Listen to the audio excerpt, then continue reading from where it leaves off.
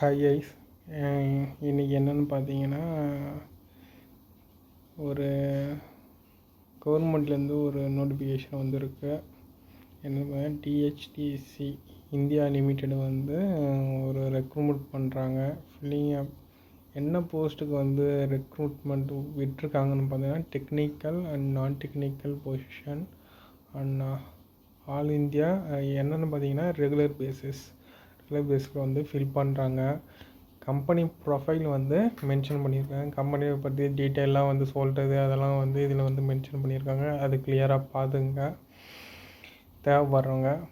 Plus வந்து கம்பெனியோட வந்து லிங்க் வந்து ஷேர் பண்ணியிருக்காங்க, அதையும் பார்த்துருக்குங்க.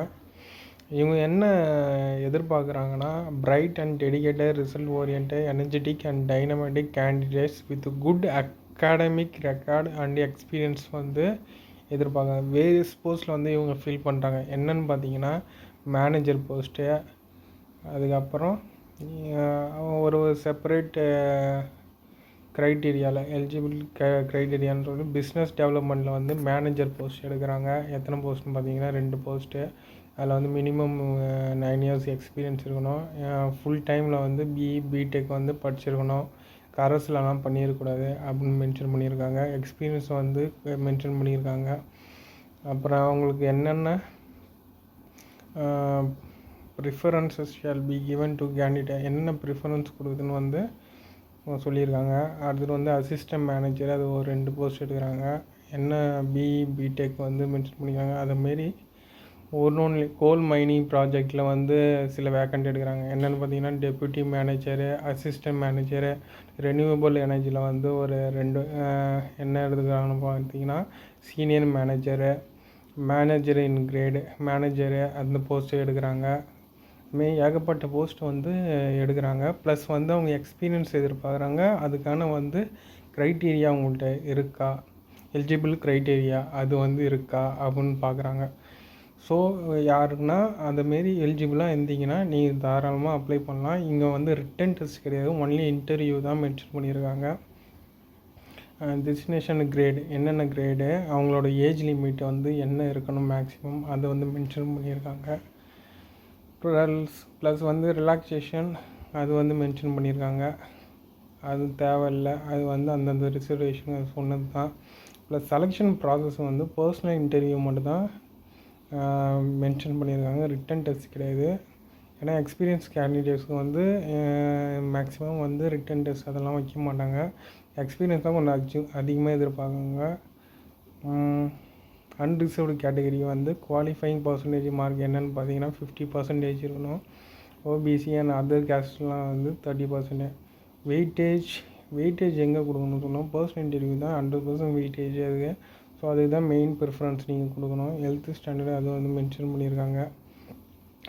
எந்த கிரேடில் எந்த சேலரின்னு வந்து மென்ஷன் பண்ணி ஸ்கேல் ஆஃப் பே E6னா 9,000 to 240 அப்படிலாம் மென்ஷன் பண்ணியிருக்காங்க. ஸோ ரெஜிஸ்ட்ரேஷன் ஃபீஸ் வந்து ஓபிசி இடபிள்யூஎஸ் அந்த கேட்டகரிக்கெலாம் வந்து 600 வந்து சார்ஜ் பண்ணுறாங்க. SC ST PWA ex-servicemen அந்த டிபார்ட்மெண்ட் கேண்டிடேட்ஸு அவங்களுக்குலாம் வந்து என்னென்னு பார்த்தீங்கன்னா நோ ஃபீஸ்னு வந்து மென்ஷன் பண்ணுங்க. பிளேஸ்மெண்ட் வந்து selected posted projects station office GV அங்கெல்லாம் வந்து போஸ்டிங் போடுற மாதிரி சொல்லியிருக்காங்க. ஜென்ரல் இன்ஃபர்மேஷன் இதை வந்து மென்ஷன் பண்ணியிருக்காங்க. அது என்னென்னு பார்த்தா, Indian national eligible to apply fill the eligible criteria வந்து எலிஜிபிள் க்ரைட்டீரியா ஃபுல்ஃபில் பண்ணணும். பர்சனல் இன்டர்வியூ இருக்கும். ஒரு இந்திய யூனிவர்சிட்டியில் இன்ஸ்டியூட் ரெகனைஸ் யூனிவர்சிட்டியில் வந்து ஃபுல் டைமில் படிச்சிருக்கணும். எக்ஸ்பீரியன்ஸ் ஷால் பி எந்தனா 17/7/2024 அதுக்குள்ளே வந்து அந்த எக்ஸ்பீரியன்ஸ் வந்து ஃபுல்ஃபில் பண்ணுற மாரி இருக்கணும். அது மென்ஷன் பண்ணி இன்டர்ன்ஷிப்பு ட்ரைனிங்கு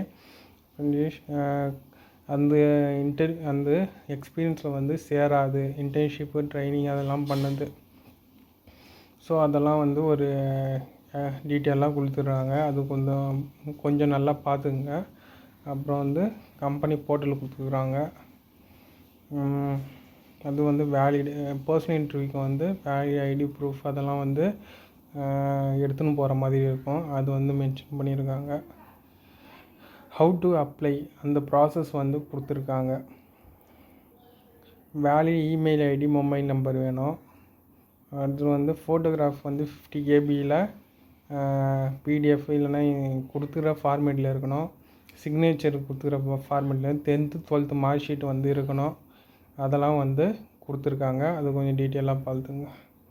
அவ்வளோதான் கைஸ். இது வந்து சில பேருக்கு யூஸ்ஃபுல்லாக இருக்கும்னு நினைக்கிறேன்.